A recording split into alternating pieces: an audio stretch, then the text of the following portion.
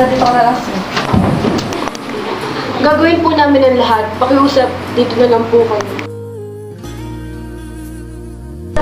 Ano po bang nangyari? Hindi biro ang asidong bumuho sa kanya. Ha? Ano po bang asido yon? Multigrade for Ilford. Ano po bang epekto nito sa kanya? Pwede siyang mabulag ng panghabang buhay. Magagawa po ba tayo para mapigilay ito? Tanging eye transplant ang natitirang solusyon. Pero Dok, ang alam ko, mahirap makahanap ng donor nun. Tama. Paano yan? Yun nga lang, ang kailangan niyong gawin ay maghintay. Hindi ba mas delikado pag tumagal?